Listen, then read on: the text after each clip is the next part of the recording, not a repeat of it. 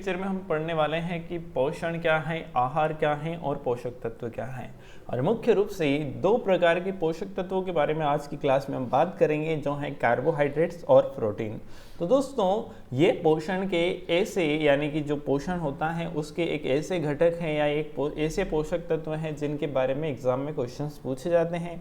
तो आज की क्लास अंत तक ज़रूर देखें और समझने की पूरी कोशिश करें कि किस प्रकार से कार्बोहाइड्रेट जो हैं हमारे शरीर में पोषण की जो क्रिया है उसमें किस प्रकार से भाग लेते हैं और किस प्रकार से हमें पोषित करते हैं। प्रोटीन का क्या कार्य होता है, कितने प्रकार के होते हैं और किस प्रकार से हमारे भोजन में सम्मिलित होते हैं, तो उनके बारे में आज की क्लास में हम बात करने वाले हैं। इसके अलावा और भी पोषक तत्व होते हैं, जैसे कि फैट होती हैं, खनिज होते हैं और विटामिन होते हैं, तो इनके बारे में हम नेक्स्ट वीडियो में बात करेंगे। तो आज का हमारा टॉपिक है कार्बोहाइड्रेट और प्रोटीन। तो सबसे पहले देखते हैं दोस्तों हम पोषण के बारे में कि पोषण क्या होता है, उसके बाद पोषक तत्वों के बारे में देखने वाले हैं। तो दोस्तों, सामान्यतः देखा जाए तो पोषण की एक परिभाषा जो है वो ये है कि जो जीव होते हैं, जितने भी जीव जंतु, उनके विकास और अनुरक्षण एवं सभी जैव प्रक्रम जो हैं उनको सुचारू रूप से चलाने के लिए आवश्यक सभी पोषक पदार्थों के अधिग्रहण को क्या कहते हैं, पोषण कहते हैं। अब मैं मानता हूं कि ये परिभाषाएं जो सामान्यतः हमें समझ में नहीं आती हैं, तो इसको हम समझने की किस प्रकार से कोशिश करते हैं। तो दोस्तों, सबसे पहले इसको समझने की कोशिश करते हैं कि पोषण है क्या। तो दोस्तों, पोषण एक क्रिया है। पोषण क्या है? एक क्रिया है। कैसी क्रिया है? तो जैसे कि हम भोजन करते हैं, जैसे हमने क्या किया, भोजन किया, तो भोजन क्यों करते हैं? क्योंकि हमारा शरीर सेल से मिलकर बना है, यानी कि सेल जो होते हैं इससे टिश्यू बनते हैं, टिश्यू से मिलकर ऑर्गन बनते हैं और ऑर्गन से मिलकर ही हमारी जो है बॉडी बनी हुई है। तो हमारी बेसिक स्ट्रक्चर जो होता है बॉडी का होता है सेल, और सेल में एक क्रिया होती है एनर्जी बनाने की। तो जो एनर्जी बनाने की क्रिया होती है, यानी कि शरीर जो है शोषण की क्रिया करता है, आंतरिक शोषण या कोशिकीय शोषण की, तो उस ऊर्जा के लिए हमें भोजन की आवश्यकता होती है। तो हम जिस भोजन को अधिग्रहित करते हैं या अधिग्रहित भोजन से ऊर्जा बनाने की जो क्रिया होती है उसे ही हम क्या कहते हैं, पोषण कहते हैं। यानी कि भोजन के द्वारा ऊर्जा बनाने की क्रिया क्या कहलाती है, पोषण कहलाती है। और इस पोषण में जो भी तत्व शामिल होते हैं, जैसे कि भोजन के अंतर्गत हम बहुत सारी चीज़ें लेते हैं, जैसे कार्बोहाइड्रेट, फैट, तो ये सारी जो चीज़ें होती हैं या पोषण की क्रिया में हम जिनका प्रयोग करते हैं उनको जो है हम पोषक पदार्थ या पोषक तत्व कहते हैं। तो परिभाषा समझने की कोशिश करना। पोषण किसे कहते हैं? अधिग्रहित भोजन जो है उसके द्वारा ऊर्जा बनाने की प्रोसेस पोषण कहलाती है, और पोषण की क्रिया में भाग लेने वाले सभी पदार्थ क्या कहलाते हैं, पोषक तत्व या पोषक पदार्थ कहलाते हैं। उम्मीद करता हूं कि ये चीज़ जो है आपको समझ में आई होगी कि पोषण किसे कहते हैं और पोषक पदार्थ किसे कहते हैं। तो दोस्तों, अगर देखा जाए तो नॉर्मली पोषण की हम बात करें तो विश्व स्तर पर अगर देखा जाए तो वो देश जो बहुत ज़्यादा विकसित हैं और कुछ वे देश जो कम विकसित हैं या विकासशील हैं या विकासशील से भी नीचे की स्तर पर हैं। तो विकसित देश में जो होता है कि खाद्यान्न आपूर्ति अच्छे से होती है, तो यहाँ पर जो पोषक पदार्थ हैं उनकी मात्रा ज़्यादा होती है। पोषक पदार्थ जो होते हैं भोजन में, इनकी मात्रा क्या होती है, अधिक होती है, जिसकी वजह से इन क्षेत्रों में मोटापे की समस्या जो है मोस्टली जो है देखी जाती है कि क्या समस्या आती है, मोटापे की समस्या आती है। परंतु जो विकासशील देश हैं या विकासशील से भी नीचे कैटेगरी के देश हैं, उन देशों में क्या होता है कि पोषक पदार्थों की कमी होती है या पोषक तत्वों की कमी होती है, भोजन की कमी होती है, भूखमरी होती है। इस वजह यहाँ पर सामान्यतः देखा जाता है जैसे कि कुपोषण वगैरह। परंतु होना क्या चाहिए कि संतुलित आहार मिलना चाहिए, यानी कि इन दोनों के बीच में ना तो ज़्यादा पोषक तत्वों की शरीर को आवश्यकता होती है, ना बहुत कम तत्वों की। यानी कि भोजन किस प्रकार से होना चाहिए, तो संतुलित मात्रा में होना चाहिए, तभी शरीर का विकास जो है संतुलित होगा। तो पोषण की जो क्रिया है उसकी आवश्यकता होती है, एक तो शरीर के विकास के लिए, शरीर को ऊर्जा देने के लिए। तो बॉडी के लिए, शरीर को सुचारू रूप से चलाने के लिए पोषण और पोषक पदार्थों की क्या होती है, आवश्यकता होती है। तो दोस्तों, हम समझते हैं पोषक पदार्थ के बारे में हमने देखा। तो वे पदार्थ जो जीवों में विभिन्न प्रकार के जैविक कार्यों का संचालन एवं संपादन करने के लिए आवश्यक होते हैं उनको पोषक पदार्थ कहते हैं। और वह विधि जिससे जीव पोषक तत्वों को ग्रहण कर उसका उपयोग करता है उसको क्या कहते हैं, पोषण कहते हैं। अब अगर हम देखें कि जो न्यूट्रिशंस हैं या पोषक पदार्थ हैं वो कौन कौन से होते हैं, तो मुख्य रूप से उनको जो है 6 भागों में डिवाइड किया गया है, 6 पार्ट में उसको बांटा गया है। परंतु प्रमुख रूप से अगर देखा जाए न्यूट्रिशन के बारे में तो उनको कार्बन की मात्रा के आधार पर या कार्बन के आधार पर 2 ही भागों में बांटा गया है। एक होते हैं कार्बनिक जिनमें कार्बन उपस्थित होता है, और एक होते हैं अकार्बनिक जिनमें कार्बन उपस्थित नहीं होता है। तो वे सारे पोषक पदार्थ जिनमें कार्बन उपस्थित हैं वो क्या कहलाएंगे, कार्बनिक पोषक पदार्थ। जैसे कि कार्बोहाइड्रेट्स जिन्हें हम शर्करा भी कहते हैं, उसके अलावा फैट यानी कि वसा, प्रोटीन और विटामिन, ये सारे ऐसे पोषक पदार्थ हैं जो क्या होते हैं, जिनमें कार्बन की मात्रा पाई जाती है और शरीर को ऊर्जा देने के लिए आवश्यक होते हैं। हालांकि विटामिन हमें ऊर्जा नहीं देते हैं, ये हमारी रोगों से रक्षा करते हैं, परंतु जो कार्बनिक पदार्थ होते हैं जिनमें कार्बन की मात्रा पाई जाती है उन्हें हम क्या कहेंगे, कार्बनिक पदार्थ कहेंगे। अकार्बनिक की अगर हम बात करें दोस्तों, तो अकार्बनिक में क्या होता है कि ऐसे सारे पोषक पदार्थ जो हमारे शरीर की पोषण की क्रिया में भाग तो लेते हैं परंतु उनमें कार्बन नहीं होता। तो देखा जाए तो कौन कौन से ऐसे पदार्थ हैं, तो जैसे कि मिनरल्स होते हैं जो अकार्बनिक होते हैं, यानी कि जो लवण होते हैं, जैसे कि सोडियम है, पोटेशियम है, आयरन है ना, फेरस जिसे हम कह सकते हैं।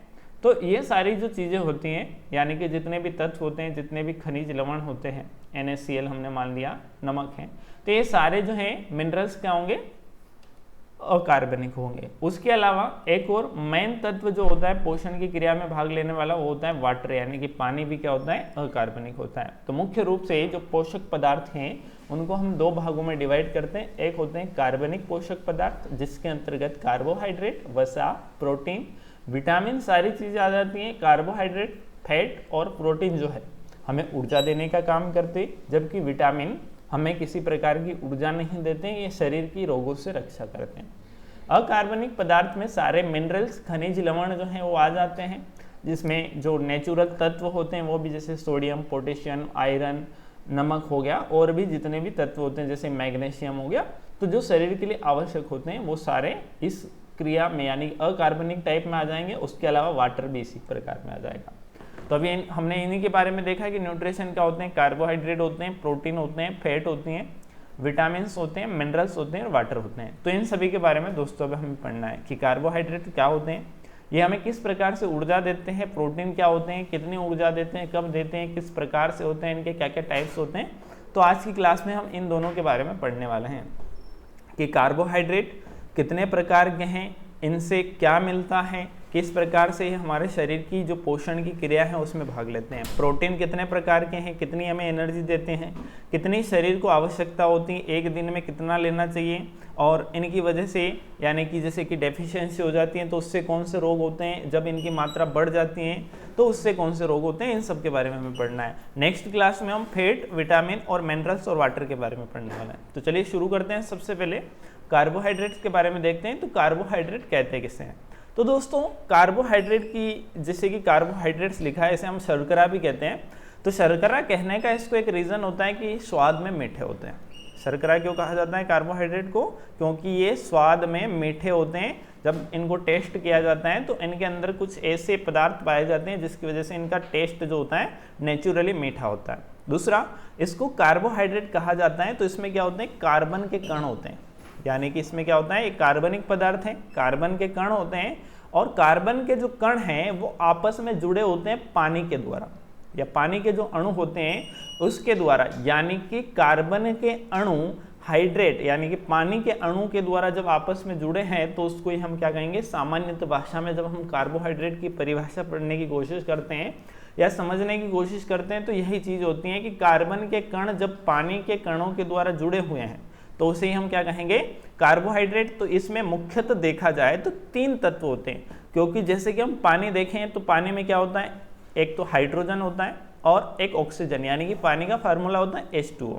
जबकि कार्बन के बारे में देखें तो कार्बन C जिसका परमाणु क्रमांक 6 होता है। तो कार्बोहाइड्रेट में अब क्या क्या हो सकता है, तो कार्बोहाइड्रेट में 3 प्रकार के तत्व होते हैं, H और O, यानी कि कार्बन, हाइड्रोजन और ऑक्सीजन। और ये किस अनुपात में होते हैं? तो ये 1:2:1 के अनुपात में क्या होते हैं? जुड़े हुए होते हैं, क्योंकि एक कार्बन के कण को जोड़ने के लिए एक पानी का कण आवश्यक होता है, 2 कणों को जोड़ने के लिए। तो ये इसके बाद फिर पानी यहाँ चाहिए, फिर पानी यहाँ चाहिए। तो इस प्रकार से इसका जो अनुपात बनता है पानी कार्बन का, तो पानी कार्बन का 1:1 में रेशो बनता है। परंतु जब तत्वों का देखें हम, कार्बन का, हाइड्रोजन का, ऑक्सीजन का, क्योंकि पानी में 2 अणु हाइड्रोजन के होते हैं, तो 1 अणु कार्बन का, 2 अणु हाइड्रोजन के और 1 अणु ऑक्सीजन का जो अनुपात होता है उसे हम क्या कहते हैं? कार्बोहाइड्रेट्स कहते हैं। कार्बोहाइड्रेट्स के प्रकार भी हम देखने वाले हैं। सबसे पहले देखते हैं कि दोस्तों जो कार्बोहाइड्रेट्स होते हैं वो हमें, यानी कि जो शर्करा होती है वो कितनी ऊर्जा देती है। तो जैसे कि इसका एक टाइप होता है जिसे हम कहते हैं ग्लूकोज।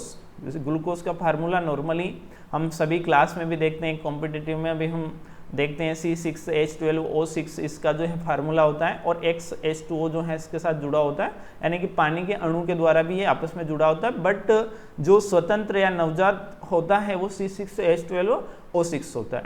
तो दोस्तों इसमें क्या होता है? कार्बन के अणु, हाइड्रोजन के अणु और ऑक्सीजन के अणु 1:2:1 के अनुपात में जुड़े होते हैं। तो ये जो ग्लूकोज होता है या जितने भी कार्बोहाइड्रेट्स होते हैं, अगर हम इसके 1 ग्राम का सेवन करते हैं, तो अगर इसका पूर्णतः पाचन हो जाता है 1 ग्राम ग्लूकोज का, 1 ग्राम कार्बोहाइड्रेट का, तो इससे हमें जो एनर्जी मिलती है वो मिलती है 4.2 किलो कैलोरी।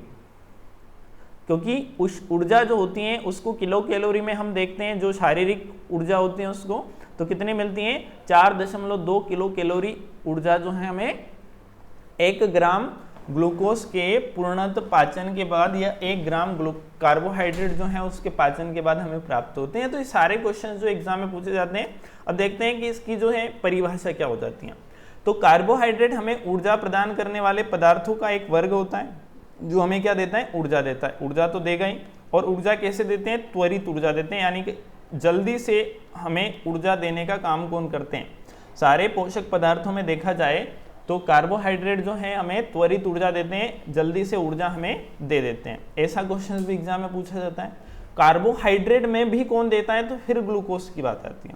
परंतु अगर फैट, प्रोटीन, विटामिन इनमें बात की जाए तो हमें त्वरित ऊर्जा देने का काम कौन करते हैं? कार्बोहाइड्रेट। ये हमें त्वरित यानी कि जल्दी से ऊर्जा देते हैं। जैसे कि हम भोजन करते हैं तो भोजन में बहुत सारी चीज़ों का सेवन करते हैं, तो भोजन में कार्बोहाइड्रेट भी होता है, जो प्रोटीन होता है वो भी होता है, फैट भी होती है या विटामिन भी होते हैं। तो हमारी जो मुख्य गुहा होती है, बक्कल कैविटी, वहाँ पर होती हैं लार ग्रंथियाँ। तो दोस्तों जो लार ग्रंथियाँ होती हैं वो क्या करती हैं कि सबसे पहले पाचन शुरू कर देती है। भोजन का पाचन लार ग्रंथि के द्वारा। इसमें 2 प्रकार के एंजाइम होते हैं, एक होता है लाइसोजाइम और एक होता है टाइलिन। इसके बारे में हम पिछले जो वीडियो हैं इसमें पढ़ भी चुके हैं कि लाइसोजाइम क्या करता है, टाइलिन क्या करता है। फिर भी एक बार मैं आपको बता देना चाहता हूँ कि जो लाइसोजाइम है वो करता है कि जो भोजन के अंदर जितने भी बैक्टीरिया हैं, ये जो भी फूड है हमने खाया उसके अंदर जितने भी जीवाणु हैं उनको मारने का काम करता है लाइसोजाइम। जबकि जो टाइलिन होता है वो क्या करता है? तो जो टाइलिन होता है वो क्या करता है कि जो कार्बोहाइड्रेट हैं, जैसे कि हमने पॉलीसेकेराइड जो है उसका सेवन किया, यानी कि स्टार्च का सेवन किया। स्टार्च जानते हैं, मंड जिसे हम कहते हैं, सामान्यतः स्टार्च के नाम से जाना। जैसे कि आलू खाया आपने, चावल खाया, तो उसके अंदर क्या होता है? मंड होता है, स्टार्च होता है। तो स्टार्च का पाचन सबसे पहले हो जाता है। तो जिसका पाचन सबसे पहले होगा वो एनर्जी भी क्या देगा? हमें सबसे पहले देगा। तो कार्बोहाइड्रेट क्या होते हैं? ऊर्जा प्रदान करने वाले एक पदार्थों का वर्ग होता है जिसमें बहुत सारे पदार्थ होते हैं, और ये रासायनिक यौगिक होते हैं जिसमें कार्बन, हाइड्रोजन और ऑक्सीजन होते हैं, जिसके बारे में हमने देख लिया कि एक कार्बन C, हाइड्रोजन H और ऑक्सीजन के द्वारा जो है बने होते हैं। यानी कि कुल मिलाकर देखा जाए तो कार्बन के अणु पानी के अणु के द्वारा बंधे हुए हैं, वही जो है कार्बोहाइड्रेट है। कार्बोहाइड्रेट कार्बनिक यौगिक होते हैं जो कि पचने के पश्चात ग्लूकोज में परिवर्तित हो जाते हैं। ग्लूकोज ऑक्सीजन के द्वारा ऑक्सीकृत होकर शरीर को जो है ऊर्जा प्रदान करता है। तो ऐसा बिल्कुल जरूरी नहीं है कि कार्बोहाइड्रेट का पाचन हुआ तो ग्लूकोज ही बनेगा, और भी जैसे कि सुक्रोज भी बन सकता है, फ्रक्टोज भी बन सकता है, माल्टोज भी बन सकता है, गैलेक्टोज भी बनते हैं। तो वो अलग अलग कंडीशंस पे उसके टाइप जब हम देखेंगे, जैसे कार्बोहाइड्रेट के अलग अलग प्रकार, परंतु मेन फंक्शन जो होता है या मुख्य रूप से जिसमें कार्बोहाइड्रेट परिवर्तित होते हैं वो होता है ग्लूकोज। और ग्लूकोज में जब परिवर्तित हो जाता है तो ग्लूकोज जो है दो जगह जो है संग्रहित, एक जगह संग्रहित होता है और एक जगह हमें एनर्जी देने का काम करता है। तो जैसे कि मान लो कि शरीर में कार्बोहाइड्रेट्स का पाचन हुआ तो ग्लूकोज सबसे पहले जाएगा यकृत के पास, हमारा जो लीवर होता है उसके पास जाता है, वहाँ पर जो है हेपेटिक शिरा तंत्र होता है उसके द्वारा लीवर के पास पहुँच जाता है। जैसे लीवर के पास ग्लूकोज पहुँचता है तो लीवर उसको आगे भेज देता है कि सारे जो ऑर्गन हैं उसमें भेजने के लिए वो ब्लड में उसको मिक्स कर देता है। तो उसके बाद जो ग्लूकोज है वो कोशिका तक पहुँचता है। जब कोशिका में ग्लूकोज पहुँच जाता है और ऑक्सीजन जो है वो भी कोशिका तक पहुँचता है रक्त परिसंचरण तंत्र के द्वारा। तो कोशिका के अंदर एक तो कोशिका द्रव्य होता है और एक होता है माइक्रोकांड्रिया। माइक्रोकांड्रिया जो होता है, तो जो माइक्रोकांड्रिया होता है वहाँ पर क्या होता है कि केप्स चक्र चलता है, जिसे हम सामान्य भाषा में कोशिकी श्वसन भी कहते हैं या ऊर्जा का निर्माण की प्रक्रिया भी कहा जाता है। तो इसमें क्या होता है कि 1 ग्राम ग्लूकोज का जो अणु है वो एटीपी के रूप में एनर्जी बनाता है, यानी कि 38 एटीपी एनर्जी जो है 1 ग्राम ग्लूकोज के अणु से यहाँ पर बनती है, यानी कि वो ऑक्सीकृत होता है और उससे शरीर को जो है क्या मिलती है, ऊर्जा मिलती है। तो ऊर्जा कैसे, जैसे कि हम देखते हैं C6H12O6 जो है इसका फार्मूला होता है ग्लूकोज का। कोशिका के पास ऑक्सीजन होता है जो हेमोग्लोबिन के साथ कोशिका के पास पहुंचता है और जब ये दोनों आपस में क्रिया करते हैं तो यहाँ पर कुछ चीज़ें बनती हैं, जैसे कि एक बनता है CO2 कार्बन डाइऑक्साइड, एक बनता है H2O यानी कि जल जो पसीने के रूप में बाहर निकलता है या जो है यूरिन के रूप में शरीर से स्त्रावित कर दिया जाता है, उत्सर्जन जिसका जो है कर दिया जाता है, और एक बनती है एनर्जी यानी कि ऊर्जा। और मेनली हमने भोजन क्यों किया था, क्योंकि हमारे शरीर को ऊर्जा मिले, एनर्जी मिले। तो ये सारी प्रोसेस जो है कोशिकीय श्वसन के द्वारा जो है पूरी होती है। उसके बाद देखा जाए कार्बोहाइड्रेट्स के बारे में, तो ये अनुपात हमने देख ही लिया है कि कार्बोहाइड्रेट में हाइड्रोजन, कार्बन और ऑक्सीजन का क्या अनुपात होता है। तो कार्बन 1 अणु अगर है तो हाइड्रोजन के 2 अणु होंगे और ऑक्सीजन के क्या होंगे, 1 अणु होंगे, यानी कि 1:2:1 के अनुपात में होता है। और 1 ग्राम ग्लूकोज के पूर्ण ऑक्सीकरण से 4.2 किलो कैलोरी ऊर्जा जो है हमें प्राप्त होती है। तो ये चीज़ भी हमने देख ली है कि जब हम 1 ग्राम ग्लूकोज का सेवन किया तो उससे उसका पूर्ण रूप से जब ऑक्सीकरण हो जाता है तो कितनी एनर्जी मिलती है हमें, 4.2 किलो कैलोरी। और उसके बाद देखा जाए तो जो कार्बोहाइड्रेट्स हैं उसके स्रोत कौन कौन से वो भी हम देखेंगे, परंतु ये भी होता है कि सबसे ज़्यादा हमारे शरीर को जो ऊर्जा मिलती है ना, या शरीर में ऊर्जा का मुख्य स्रोत जो होता है वो होता है कार्बोहाइड्रेट।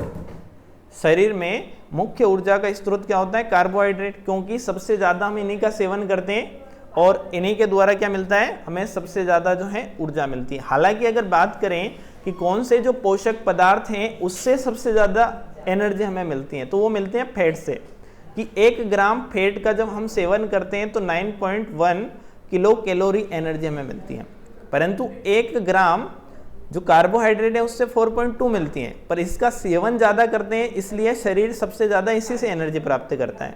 इसका सेवन कम करते हैं इसलिए शरीर इससे एनर्जी तो ज़्यादा लेता है, परंतु ज़्यादा सेवन इसका जो है हानिकारक होता है, इसलिए ज़्यादा सेवन इसका नहीं किया जा सकता।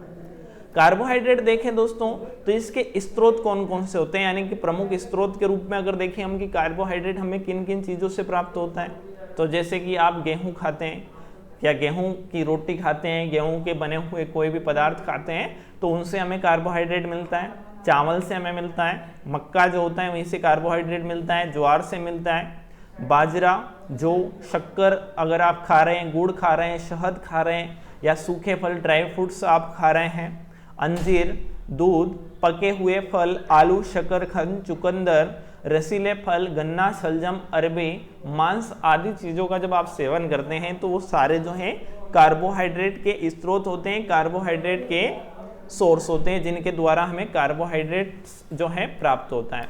अब अगर इसके प्रकार की हम बात करें तो कार्बोहाइड्रेट मुख्यतः इसकी संरचना के आधार पर 3 प्रकार का होता है, यानी कि 3 प्रकार से हम कार्बोहाइड्रेट को बांट सकते हैं।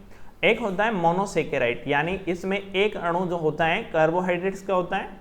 एक होता है डाइसेकेराइड, यानी कि इसमें 2 अणु जो है आपस में जुड़े होते हैं। और एक होता है पॉलीसेकेराइड, जिसमें कई कार्बोहाइड्रेट के अणु आपस में जुड़े होते हैं। तो मोनोसेकेराइड के कौन कौन से प्रकार होते हैं, डाइसेकेराइड के कौन कौन से प्रकार होते हैं, पॉलीसेकेराइड के कौन कौन से प्रकार होते हैं, किस प्रकार से होते हैं, एग्जाम में क्या क्वेश्चन आता है उनके बारे में हम देखते हैं। तो दोस्तों सबसे पहले अगर हम देखें मोनोसेकेराइड्स के बारे में, तो मोनो का अर्थ होता है सिंगल यूनिट, यानी कि कार्बोहाइड्रेट जो है अगर लास्ट स्टेज में सबसे पहले होता है जैसे पॉलीसेकेराइड, तो पॉलीसेकेराइड का पाचन होता है तो उससे जो है डाइसेकेराइड बनता है, और डाइसेकेराइड के जब पाचन होता है तो कौन सा बनता है, मोनोसेकेराइड। और मोनोसेकेराइड्स जो होते हैं हमें डायरेक्टली क्या करते हैं, एनर्जी यानी कि ऊर्जा प्रदान करने का काम करते हैं जब ये ऑक्सीजन के साथ क्रिया करते हैं। जैसे कि ग्लूकोज है तो एक प्रकार का मोनोसेकेराइड है। तो यह सभी कार्बोहाइड्रेट सबसे अधिक सरल होते हैं, यानी कि पाचन की जो क्रिया है वो अगर पूर्ण हो जाती हैं तो उससे हमें क्या मिलता है, सरल अणु मिलते हैं। और सरल अणु जो होते हैं कार्बोहाइड्रेट्स के वो कौन से होते हैं, मोनोसेकेराइड होता है। इसका जो आधारभूत सूत्र होता है वो होता है CH2O, यानी कि CH2 और O। तो इससे मिलकर ये बने होते हैं। जैसे कि C के अगर ज़्यादा अणु है 6 हैं तो H के 12 हो जाएंगे, O के कितने हो जाएंगे, 6 हो जाएंगे। तो जैसे कि ग्लूकोज का फार्मूला होता है तो ये इसी अनुपात में होता है, 1:2:1 के अनुपात में होता है। और मोनोसेकेराइड के कुछ प्रमुख उदाहरण जो होते हैं, मतलब 3 प्रकार के मुख्यतः जो है मोनोसेकेराइड्स होते हैं। एक होता है ग्लूकोज, फ्रक्टोज और गैलेक्टोज। तो इससे भी क्वेश्चंस जो है पूछे जाते हैं। जैसे कि ग्लूकोज जो है सर्वाधिक मात्रा में हमारे शरीर में बनने वाला या स्थित उपस्थित रहने वाला मोनोसेकेराइड है, इससे सबसे ज़्यादा हम एनर्जी जो है प्राप्त करते हैं। फ्रक्टोज की अगर बात करें तो इससे एक क्वेश्चन आता है कि यह सबसे अधिक मीठा पदार्थ होता है या सबसे मीठा जो है कार्बोहाइड्रेट होता है मोनोसेकेराइड्स में। हालांकि जब फ्रक्टोज है वो ग्लूकोज के साथ मिलकर, फ्रक्टोज ग्लूकोज के साथ मिलकर जो है सुक्रोज बनाता है, वो सबसे ज़्यादा मीठा होता है। परंतु प्राकृतिक रूप से मोनोसेकेराइड में हम बात करें तो फ्रक्टोज जो है सबसे मीठा पदार्थ होता है। और ये कहाँ पर पाया जाता है, तो जैसे कि जो फल होते हैं उनका रस होता है तो फलों के रस में होता है। जो ड्राई फ्रूट्स होते हैं उनमें जो मीठा टेस्ट आता है वो फ्रक्टोज की वजह से आता है। जैसे कि काजू है, बादाम है, ड्राई फ्रूट्स जो होते हैं तो वो मीठे लगने का या टेस्टी लगने का रीज़न होता है कि उनमें जो है फ्रक्टोज पाया जाता है। जैसे कि शुगर केन है, गन्ना है, तो गन्ने में भी क्या होता है कि फ्रक्टोज की मात्रा जो है पाई जाती है। और तीसरा होता है गैलेक्टोज। तो गैलेक्टोज जो है मुख्यतः ये भी एक प्रकार का मोनोसेकेराइड होता है जो बहुत कम मात्रा में जो है पाया जाता है। इसके और ग्लूकोज के मिलने से लैक्टोज बनता है। तो जब ग्लूकोज और गैलेक्टोज आपस में मिले हुए होते हैं, जैसे कि ये भी मुख्यतः देखा जाए तो जो ड्राई फ्रूट्स वगैरह होते हैं उसमें गैलेक्टोज जो है पाया जाता है। उसके बाद हम दूसरा प्रकार अगर देखें तो दूसरा प्रकार जो होता है कार्बोहाइड्रेट का, उसे हम कहते हैं डाइसेकेराइड। तो दोस्तों जो डाइसेकेराइड होते हैं ये दो मोनोसेकेराइड के अणु जब आपस में मिल जाते हैं तो उससे क्या बनता है, डाइसेकेराइड बनता है। जैसे कि हम देख रहे थे ग्लूकोज में C6, तो यहाँ पर 2 अणु मिल रहे हैं तो C कितना हो जाएगा 12, H कितना हो जाएगा 22 और O कितना हो जाएगा 11। कुछ अणु जो हैं यानी कि जहाँ पर जो है H2O का भी क्या हो जाता है निर्माण। जैसे कि C6H12 था तो C का अगर 12 हो गया तो H का 24 नहीं होगा, क्योंकि ये अगर 24 हो जाएगा तो फिर से एक इसमें कन्वर्ट हो जाएगा और 24 हो जाएगा तो डायरेक्टली टूट जाएगा, इसलिए ये 22 होता है। और जब इसके साथ H2O क्रिया करता है तभी जाकर ये ग्लूकोज के अणुओं में या मोनोसेकेराइड के अणु में टूटता है, इसलिए H22 होता है और O कितना होता है 11 होता है। इसके एग्जाम्पल देखे जाएँ तो जैसे कि सुक्रोज। तो दोस्तों सुक्रोज के बारे में देखें तो सुक्रोज का निर्माण जो है एक ग्लूकोज के अणु और एक फ्रक्टोज के अणु से मिलकर बनता है, यानी कि ये फ्रक्टोज और ग्लूकोज के अणुओं के आपस में मिलने से बनता है और ये से कहते हैं सुक्रोज। तो दोस्तों सुक्रोज जो है सबसे मीठा कार्बोहाइड्रेट होता है या सबसे मीठा पदार्थ होता है। सबसे मीठा कार्बोहाइड्रेट या सबसे मीठा पदार्थ ये होता है, जितने भी मीठे फल होते हैं जैसे पके हुए फल मीठे लगते हैं तो उसका कारण होता है कि उसमें सुक्रोज होता है। और सुक्रोज बनता है कैसे, ग्लूकोज और फ्रक्टोज के बनने से। जैसे कि शुगर केन है यानी कि गन्ना है, जो ड्राई फ्रूट्स हैं उन सभी में या मीठे जितनी भी चीज़ें होती हैं खाने की जो प्राकृतिक है उन सभी में क्या पाया जाता है, सुक्रोज पाया जाता है। उसके बाद अगर हम बात करें माल्टोस की, तो दोस्तों माल्टोस जो बनता है वो ग्लूकोज के 2 अणुओं के मिलने से बनता है। जैसे कि ग्लूकोज के 2 अणु जब आपस में क्रिया करेंगे तो उससे क्या बनता है, कौन सा डाइसेकेराइड बनता है, तो उससे माल्टोस बनता है। लैक्टोज की अगर बात करें दोस्तों तो लैक्टोज भी एक शर्करा होती है, यानी कि एक प्रकार का कार्बोहाइड्रेट्स है जो दूध में पाया जाता है। और दूध प्रोडक्ट यानी कि जितने भी डेयरी प्रोडक्ट होते हैं उसमें लैक्टोज पाया जाता है। और लैक्टोज बनता कैसे है, तो लैक्टोज बनता है एक ग्लूकोज और एक गैलेक्टोज का अणु जब आपस में क्रिया करते हैं तो उसके द्वारा लैक्टोज शर्करा बनती है। और पूछा जाता है कि दूध में कौन सी शर्करा पाई जाती है, दूध में कौन सा कार्बोहाइड्रेट पाया जाता है, तो दूध में जो है लैक्टोज प्रकार का जो कार्बोहाइड्रेट होता है जो एक प्रकार का डाइसैकेराइड होता है वो इसमें पाया जाता है। डाइसैकेराइड की अगर हम बात करें तो जो डीएनए होता है ना, डीऑक्सी राइबोन्यूक्लिक एसिड जिसे हम कहते हैं, तो उसमें भी एक प्रकार की शर्करा पाई जाती है जिसे राइबोन्यूक्लिक कहते हैं। तो डाई राइबोन्यूक्लिक एसिड जो होता है ना, डाईऑक्सी, तो इसमें डाईऑक्सी जो है, डाईऑक्सी राइबोन्यूक्लिक जो है, इसमें शर्करा जो है पाई जाती है किसके अंदर, डीएनए के अंदर। तो ये भी जो है एक प्रकार का डीएनए भी डाइसैकेराइड का यानी कि एक कार्बोहाइड्रेट का ही पार्ट होता है। उसके बाद अगर हम देखें तो तीसरा जो टाइप होता है कार्बोहाइड्रेट का उसे हम कहते हैं पॉलीसैकेराइड। तो जैसे कि मुख्यतः जितने भी पोषक पदार्थ नॉर्मली हम जिनको खाते हैं वो होते हैं पॉलीसैकेराइड। पॉलीसैकेराइड का अर्थ होता है कि जो मोनोसैकेराइड हैं या डाइसैकेराइड के बहुत सारे अणु जब आपस में मिल जाते हैं तो उनकी वजह से पॉलीसैकेराइड्स बनते हैं। एक अणु नहीं होता, विभिन्न, यानी कि n इनकी संख्या हम ले सकते हैं। n का मतलब कितनी भी हो सकती है, नंबर ऑफ काउंटिंग जिसकी कोई फिक्स संख्या नहीं, इन्फिनिटी भी हो सकती है। तो यह अनेक मोनोसैकेराइड अणुओं के मिलने से बनता है जिसे हम पॉलीसैकेराइड्स कहते हैं। और इसका सूत्र होता है C6H11O5 और N इसके आधार में होता है, जिसका अर्थ होता है कि इनकी संख्या कितनी भी हो सकते हैं।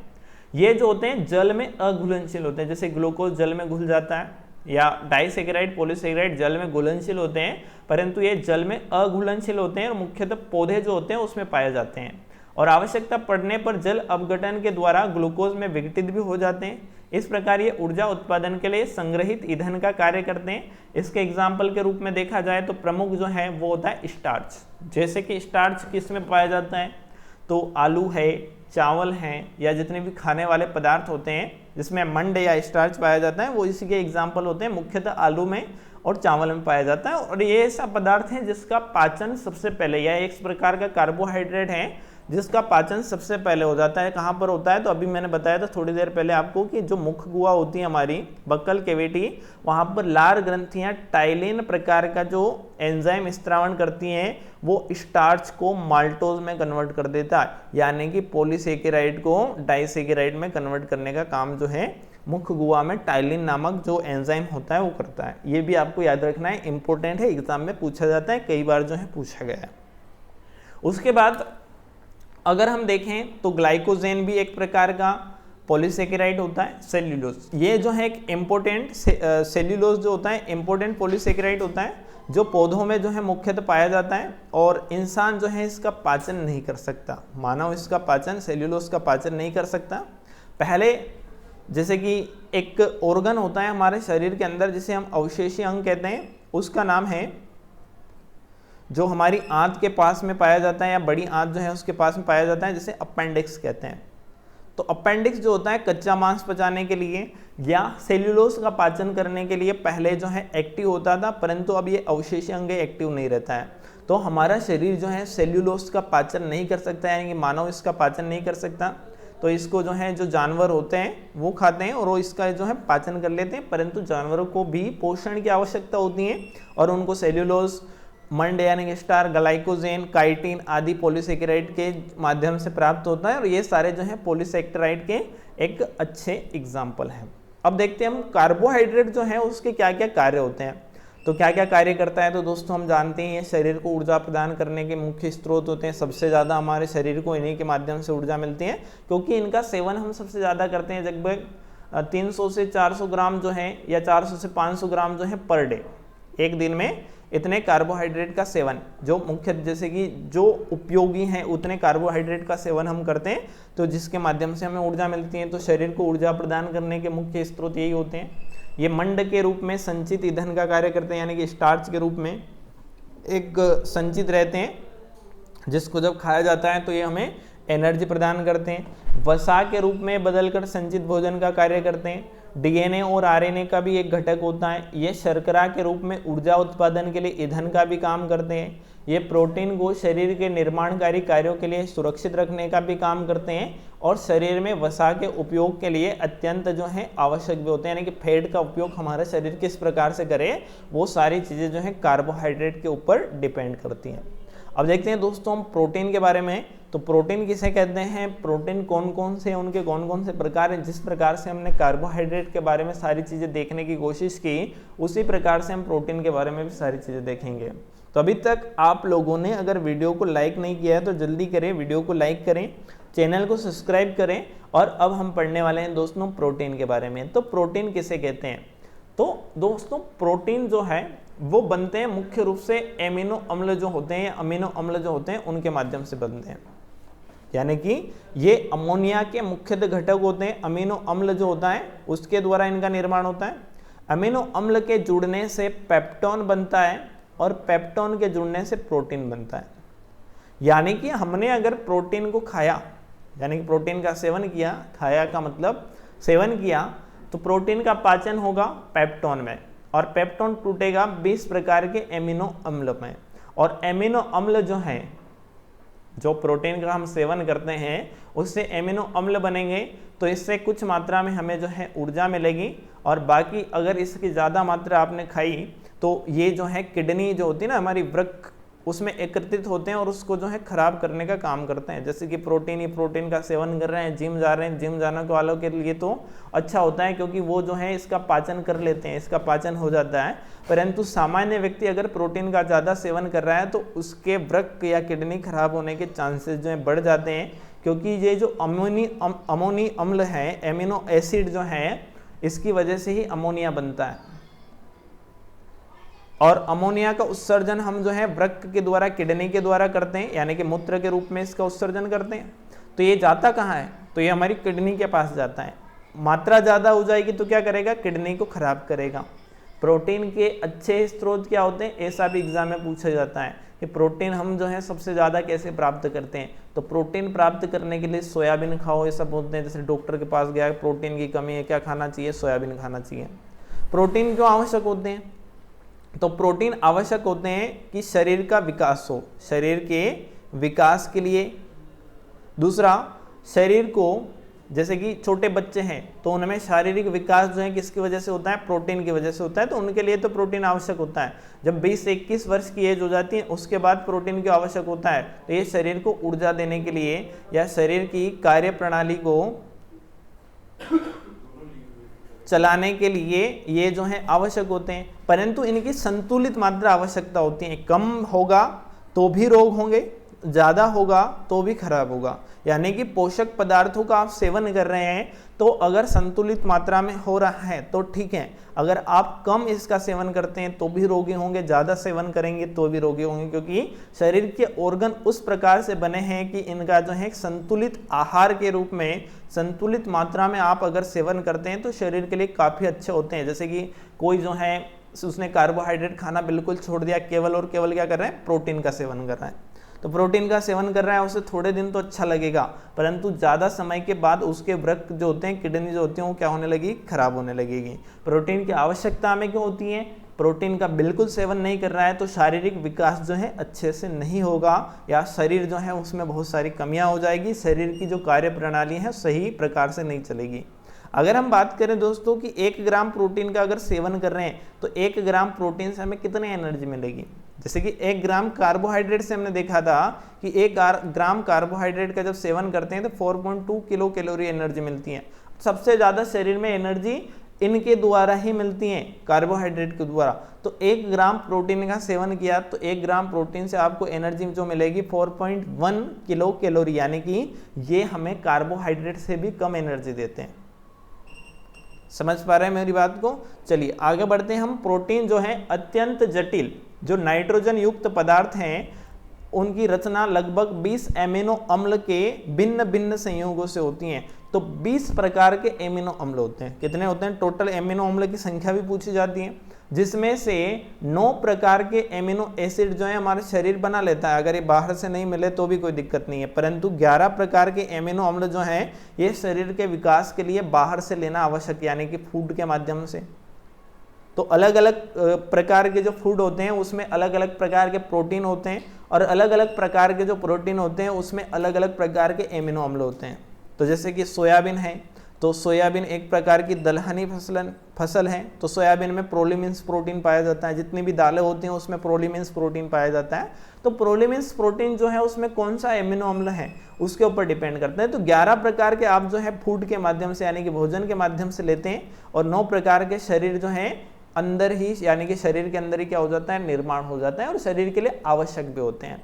ये अमीनो अम्ल जो है शरीर के उचित पोषण के लिए नितांत ही आवश्यक होते हैं, आवश्यक तो होंगे, क्योंकि अगर आपने एमिनो एसिड यानी कि प्रोटीन का सेवन नहीं किया तो शरीर का विकास उचित ढंग से नहीं होगा, कुछ कमियां रह जाएगी, और अगर ज़्यादा सेवन किया तो भी वो अच्छा नहीं होगा। उसके बाद मानव शरीर का लगभग 15% भाग जो होता है, जैसे टोटल 100% अगर आपकी बॉडी है तो उसका 15% भाग है उसमें क्या होता है, तो उसमें प्रोटीन होता है, एमिनो एसिड के कारण ही वो बना होता है। प्रोटीन शारीरिक वृद्धि और प्रक्रियाओं के लिए जो है आवश्यक होते हैं। भोजन में इनकी कमी से शारीरिक एवं मानसिक वृद्धि जो है रुक जाती है। अगर देखा जाए कि जो छोटे बच्चे हैं अगर उनमें प्रोटीन की कमी हो गई तो कौन सा रोग होता है, तो सूखा रोग होता है। और इस रोग में क्या होता है, जैसे शरीर का विकास सही से नहीं हो पाता है, वो व्यक्ति जो है कुपोषण का शिकार हो जाता है, यानी कि कुपोषित हो जाता है, और उस रोग को जो है मरासमस रोग के नाम से भी जाना जाता है, जैसे सूखा रोग या मरासमस रोग कहते हैं। और बड़ों में जब ये रोग होता है तो इसे क्वाशियोरकर नामक रोग के नाम से जाना जाता है। तो ये दोनों जो रोग हैं, मरासमस और क्वाशियोरकर, ये दोनों जो होते हैं प्रोटीन की कमी से होते हैं। और प्रोटीन जो है हमें बहुत सारे पदार्थों से मिलता है। तो कौन कौन से ऐसे पदार्थ हैं या कौन कौन से ऐसे स्रोत हैं जिनकी वजह से हमें प्रोटीन जो है प्राप्त होता है। तो अगर देखें हम कि जो प्रोटीन है उसके स्रोत क्या हैं और प्रोटीन जो है कितने प्रकार के होते हैं। तो स्रोत की बात करें तो जैसे कि दाल जो होती हैं, सोयाबीन, ये भी एक अच्छा स्रोत होता है।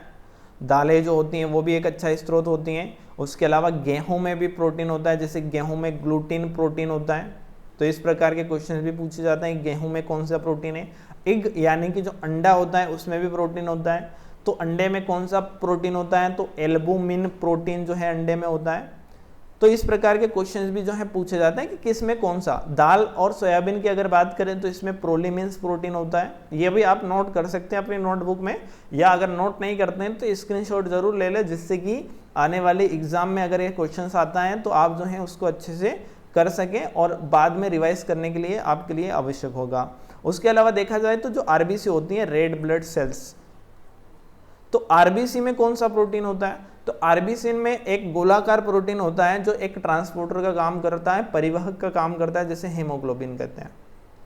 हीमोग्लोबिन जो होता है वो आरबीसी में पाया जाता है। एक रक्त का थक्का होता है, उसमें कौन सा प्रोटीन होता है, तो ये भी पूछा जाता है। तो जो ब्लड क्लॉट होता है उसमें कौन सा प्रोटीन पाया जाता है, तो इसमें फाइब्रिनोजन और फाइब्रिन जो होता है, इस प्रकार के प्रोटीन जो है पाए जाते हैं रक्त के थक्के में। उसके अलावा जो नाखून होते हैं, बाल होते हैं, इनमें कौन से प्रोटीन जो है पाया जाता है। ऐसा भी पूछा जाता है कि आपके जो नाखून हैं, बाल हैं, खुरंट हैं, जो खुर हैं जानवरों के, इसमें कौन से प्रोटीन जो है पाया जाता है, तो इसमें जो है केरेटिन प्रोटीन जो है पाया जाता है। इसमें कौन सा प्रोटीन पाया जाता है, केरेटिन। दूध की अगर बात करें कि दूध में कौन सा प्रोटीन होता है, जो मिल्क होता है, तो मिल्क में कैसिन प्रोटीन होता है। तो इस प्रकार के क्वेश्चन जो हैं पूछे जाते हैं। जैसे कि हमने देखा था कि दूध में शर्करा भी होती हैं। शर्करा कौन सी होती है, लैक्टोज शर्करा जो है वो दूध में होती है, या लैक्टिक अम्ल दूध में होता है, और कैसिन जो है वो क्या होता है, प्रोटीन होता है। तो दूध में दोनों चीजें होती हैं, प्रोटीन भी होता है और कार्बोहाइड्रेट भी होता है, और दूध में सारी चीजें होती हैं। जैसे कि इसमें जो है अगर हम बात करें तो विटामिन के भी लक्षण होते हैं, यानी कि विटामिन के सोर्स के रूप में भी दूध को लिया जाता है। फैट की अगर बात करें तो दूध प्रोडक्ट जो होते हैं वो फैट के रूप में भी कार्य करते हैं, यानी कि ये सार्वत्रिक यानी कि हर जगह हर कमी को जो है शरीर की दूर करने का काम करता है। इसमें प्रोटीन, कार्बोहाइड्रेट, फैट, विटामिन सारी चीज़ें जो है दूध के अंदर जो है पाई जाती हैं। तो ये जो चीज़ें स्क्रीन पर है नोट करना ना भूलें, अगर स्क्रीनशॉट नहीं लिया तो स्क्रीनशॉट जल्दी से ले लें। उसके बाद हम देखते हैं दोस्तों कि प्रोटीन कितने प्रकार के होते हैं। तो दो तरीके दृष्टि से हम जो है प्रोटीन के प्रकारों के बारे में देखते हैं। जैसे कि एक होते हैं रासायनिक दृष्टि से, कि इनकी जो केमिकल कंडीशंस है उसके आधार पर कौन कौन से प्रोटीन होते हैं। दूसरे होते हैं भौतिक संरचना की दृष्टि से कौन कौन से प्रोटीन जो है होते हैं। तो सबसे पहले हम देखते हैं कि रासायनिक संरचना की दृष्टि से, यानी कि केमिकल स्ट्रक्चर जो होता है उसके अकॉर्डिंग अगर देखा जाए तो तीन प्रकार के प्रोटीन होते हैं। सबसे पहले हम देखेंगे सरल प्रोटीन के बारे में। तो दोस्तों ऐसे प्रोटीन जो केवल एमिनो अम्लों से बने होते हैं, यानी कि जो अमीनो अम्ल हैं उससे ही बने हैं, तो उनको हम सरल प्रोटीन कहते हैं। जैसे कि एल्ब्यूमिन, एल्ब्यूमिनाइड और ग्लोब्यूलिन आदि जो हैं सरल प्रोटीन के जो हैं एग्जाम्पल हो जाएंगे, यानी कि ये कौन से प्रोटीन है, सरल प्रोटीन है। उसके बाद अगर हम देखें कि जो संयुग्मी प्रोटीन है, कंजक्टेड प्रोटीन जो है वो कौन कौन से हैं, तो ऐसा प्रोटीन जिसका संयोजन प्रोटीन के अतिरिक्त अन्य किसी अणु से भी रहता है उन्हें संयुग्मी प्रोटीन कहते हैं। जैसे कि प्रोटीन के साथ साथ या जो एमिनो अम्ल हैं उसके साथ साथ दूसरे पदार्थ भी उस प्रोटीन में जुड़े हैं तो उसको हम क्या कहेंगे, संयुग्मी प्रोटीन कहेंगे। जैसे न्यूक्लियोप्रोटीन, ग्लाइकोप्रोटीन, फास्फोप्रोटीन जो हैं वो संयुग्मी प्रोटीन के एग्जाम्पल हो जाएंगे। उसके बाद हम देखते हैं कि व्युत्पन्न प्रोटीन या ऐसे प्रोटीन जो प्राकृतिक प्रोटीन के आंशिक जलीय अवगठन से हमें प्राप्त होते हैं उन्हें हम व्युत्पन्न प्रोटीन यानी कि जिनको डिराइव्ड किया जाता है, बनाया जाता है, ऐसे प्रोटीन क्या कहलाते हैं, व्युत्पन्न प्रोटीन जो है कहलाते हैं। उसके बाद हम देखते हैं दोस्तों कि अगर भौतिक दृष्टि से अगर देखा जाए, फिजिकल कंडीशंस के आधार पर, फिजिकल स्ट्रक्चर के आधार पर या उसके बेस पर देखा जाए तो प्रोटीन कितने प्रकार के होते हैं, तो उस बेस पर भी हम देखते हैं कि प्रोटीन जो है मुख्यतः 3 प्रकार के होते हैं। सबसे पहला प्रकार होता है जिसे आप नोट कर सकते हैं, फाइब्रिनोजन। तो ये दोस्तों इसे हम हिंदी में कहते हैं तंतुमय प्रोटीन। इसे क्या कहते हैं, तंतुमय प्रोटीन। तो ये तंतुमय प्रोटीन इनका स्ट्रक्चर होता है कि ये जो है धागे जैसी संरचना में बने होते हैं, या इनकी संरचना कैसी होती है, धागे नुमा संरचना होती है, यानी कि एक तंतु या धागे के जैसे ये होते हैं। और मुख्यतः कहाँ पर होते हैं, तो हमारे शरीर की जो हड्डियाँ हैं यानी कि हमारा जो स्केलेटल सिस्टम है उसमें मुख्य रूप से पाए जाते हैं, जैसे कि मसल से मांसपेशी में पाए जाते हैं, हड्डियों में पाए जाते हैं यानी कि स्केलेटल में पाए जाते हैं। तो ये जो है धागेनुमा संरचना होती है, तंतुमय प्रोटीन होते हैं। तो इसके भी कुछ एग्जाम्पल हैं, जैसे कि एक होता है केरेटिन प्रोटीन, ये तंतुमय प्रोटीन का एग्जाम्पल है। तो जो केरेटिन प्रोटीन होता है इसके भी 2 टाइप होते हैं, यानी कि एक अल्फा टाइप होता है, एक बीटा टाइप होता है। तो अल्फा टाइप कहाँ पर पाया जाता है, बीटा टाइप कहाँ पर पाया जाता है, और ये पूछा जाता है इम्पोर्टेंट है केरेटिन प्रोटीन। तो दोस्तों जो केरेटिन प्रोटीन का अल्फा टाइप है वो नाखून में और बाल में और जानवरों के जो खुर होते हैं उसमें पाया जाता है। बीटा टाइप की अगर बात करें तो बीटा टाइप का जो मकड़ी का जाल होता है उसमें पाया जाता है। मकड़ी का जो जाला होता है, मकड़ी का जो जाल होता है उसमें कौन सा प्रोटीन पाया जाता है, तो उसमें केरेटिन प्रोटीन पाया जाता है। तो ये जो है नोट जरूर करें।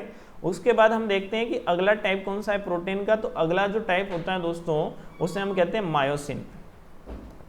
यह भी एक प्रकार का तंतुमय प्रोटीन है। तो मायोसिन प्रोटीन कहाँ पर पाया जाता है, तो हमारी जो मसल्स होती है यानी कि जो मांसपेशी होती है उसमें पाया जाता है। और क्यों आवश्यक होता है, तो मांसपेशी के संकुचन के लिए आवश्यक होता है। मांसपेशी जैसे सिकुड़ती है उसका संकुचन होता है, शीतलन होता है उसमें। तो ये जो है मांसपेशी का संकुचन के लिए कौन सा प्रोटीन आवश्यक होता है, तो मायोसिन प्रोटीन जो है उसके लिए आवश्यक होता है। सी टाइप की अगर हम बात करें तो वो जो है सी टाइप इसका होता है हिस्टोन प्रोटीन, या इसे हम हिस्टोन के नाम से जानते हैं। सॉरी, इसमें हिस्टोन नहीं होता है, इसमें जो है इलास्टिन प्रोटीन होता है, इलास्टिन प्रोटीन। तो ये इलास्टिन प्रोटीन जो होता है तंतुमय प्रोटीन का ही एक एग्जाम्पल होता है। कहाँ पर पाया जाता है, तो हमारे जो उत्तक हैं उनको आकार प्रदान करता है, उत्तकों को आकार प्रदान करता है। और ये हमें कहाँ से प्राप्त होता है ऐसा भी पूछा जाता है, तो जो कीवी फल होता है उसमें पाया जाता है। कीवी फल में पाया जाता है कौन सा प्रोटीन, तो इलास्टिन प्रोटीन जो है इसमें पाया जाता है। किसमें, जो कीवी फल होता है, जैसे कि कोविड वगैरह में कीवी फल खाने के लिए ज़्यादा ही सजेस्ट किया गया था। तो इलास्टिन प्रोटीन जो है उसमें, या कीवी फल जो है उसमें इलास्टिन प्रोटीन जो है पाया जाता है। उसके बाद अगर हम बात करें दूसरे प्रकार की, तो दूसरा जो प्रकार होता है वो होता है गोलाकार प्रोटीन। तो दोस्तों जो गोलाकार प्रोटीन होता है उस प्रोटीन में क्या होता है कि ये जो है मुख्य रूप से ट्रांसपोर्टर का यानी कि परिवहक का कार्य करता है। और जो परिवहक का कार्य करता है कहाँ पर पाया जाता है, तो जो परिवहन करता है यानी कि ब्लड, तो ब्लड में जितने भी प्रोटीन पाए जाते हैं वो सारे जो हैं गोलाकार प्रोटीन के एग्जाम्पल हैं। जैसे कि हीमोग्लोबिन इसका एक टाइप है या इसका एक प्रकार है हीमोग्लोबिन। तो हीमोग्लोबिन कहाँ पर पाया जाता है, आरबीसी में पाया जाता है। आरबीसी में पाया जाता है तो क्या करता है, ऑक्सीजन का परिवहन करता है, O2 का ये परिवहक होता है या परिवहन करता है O2 का, ऑक्सीजन का। और हीमोग्लोबिन किससे मिलकर बना होता है, तो आयरन से बना होता है, यानी कि आयरन की अधिकता से हीमोग्लोबिन की अधिकता होती है, आयरन की कमी से हीमोग्लोबिन की कमी होती है। तो इसके अगर सोर्स की अगर बात करें तो हरी सब्जियां या पालक जो हैं इसके अच्छे सोर्स जो हैं होते हैं किसके, हीमोग्लोबिन के। उसके अलावा ग्लूटीन प्रोटीन भी इसका एक एग्जाम्पल हो जाएगा, जो रक्त के अंदर गेहूं में पाया जाता है, ग्लूटीन गेहूं में पाया जाता है, हालांकि ये ट्रांसपोर्टर नहीं होता है। और ग्लोब्यूमिन जो है ये रक्त के अंदर पाया जाता है, एक इसका एग्जाम्पल हो जाएगा। फाइब्रिनोजन ये भी इसका एक एग्जाम्पल जो है हो जाएगा। तो ये सारे जो है ट्रांसपोर्टर प्रोटीन जो है होते हैं। उसके बाद एक और टाइप होता है जिसे हम कहते हैं झिल्लीदार प्रोटीन, यानी कि झिल्ली के आकार का प्रोटीन रहता है, झिल्लीदार प्रोटीन। तो ये जो प्रोटीन है हमारी कोशिकाओं में पाए जाते हैं। झिल्लीदार प्रोटीन कहाँ पर पाए जाते हैं, शरीर की जो कोशिका होती है तो कोशिका में इस प्रकार के प्रोटीन जो है पाए जाते हैं, जिन्हें हम झिल्लीदार प्रोटीन कहते हैं। तो इसमें एक होता है एग्जाम्पल के रूप में हिस्टोन प्रोटीन। तो ये कहाँ पर पाया जाता है, तो जो यूकैरियोटिक कोशिका होती है। अब यूकैरियोटिक कोशिका किसे कहते हैं उसके बारे में थोड़ा सा हम जानने की कोशिश करेंगे। तो दो प्रकार की कोशिका होती है, यूकैरियोटिक, प्रोकैरियोटिक। यानी कि एक कोशिका जो होती है सिंगल यूनिट उसको प्रोकैरियोटिक, और बहुकोशिकी जो जीव होते हैं उन्हें यूकैरियोटिक कहते हैं। तो यूकैरियोटिक बहुकोशिकी जीवों में पाई जाती हैं और उसमें हिस्टोन प्रोटीन जो है पाया जाता है। उसके अलावा एक और प्रोटीन होता है जिसे ऑस्टिन प्रोटीन कहते हैं। तो ऑस्टिन प्रोटीन जो है ये भी एक प्रकार का झिल्लीदार प्रोटीन होता है और मादा प्रजनन जो होता है उसमें सहायक होता है। मादा प्रजनन में क्या होता है, सहायक होता है, या मादा प्रजनन में जो है सहायता करने का काम जो है ऑस्टिन प्रोटीन जो है वो करता है। उसके बाद दोस्तों हम देखते हैं कि प्रोटीन के क्या क्या कार्य हैं। तो कार्य के बारे में अगर देखा जाए तो ये कोशिकाओं की वृद्धि और मरम्मत करने का काम करता है, या उसमें जो है सहायक होता है। अनेक जटिल प्रोटीन मेटाबॉलिक प्रक्रियाओं में एंजाइम का भी ये कार्य करता है। कुछ प्रोटीन जो है हार्मोन के संश्लेषण में भी भाग लेते हैं। हीमोग्लोबिन के रूप में शरीर में गैसीय संवहन का भी कार्य करते हैं, और ये एंटीबॉडीज के रूप में शरीर की सुरक्षा करने का भी काम करते हैं। तो मुख्य रूप से अगर देखा जाए कि कौन कौन से प्रोटीन के सर्वाधिक अच्छे स्रोत हैं, तो सोयाबीन अच्छा स्रोत है। उसके अलावा जो मशरूम होता है या जो शैवाल होते हैं वो भी क्या होते हैं, इसके अच्छे स्रोत होते हैं। तो मशरूम, शैवाल, सोयाबीन जो है प्रोटीन के अच्छे स्रोत हैं। हालांकि अंडे से भी प्रोटीन मिलता है, अंडे से एल्बुमिन नामक जो है प्रोटीन मिलता है। दूध से कौन सा प्रोटीन मिलता है, तो दूध से भी हमें प्रोटीन मिलता है। कौन सा मिलता है कमेंट करके ज़रूर बताएं। और अगर आज का वीडियो आपको अच्छा लगा हो तो वीडियो को लाइक करें, अपने दोस्तों में शेयर करें, हमारे चैनल को सब्सक्राइब करें। और अगर आपने अभी तक वीडियो को लाइक नहीं किया तो जल्दी से लाइक करें और प्ले स्टोर पर जाएं, वहां से PSC अड्डा का ऐप डाउनलोड करें और इससे अच्छे और इसके जैसे वीडियो अगर देखना चाहते हैं वो भी बिल्कुल फ्री में, तो PSC अड्डा पर बिल्कुल आपके लिए मुफ्त हैं, जहां पर आपको सब्जेक्ट वाइज, टॉपिक वाइज सारे वीडियो जो है अवेलेबल हो जाएंगे। Thank you for watching.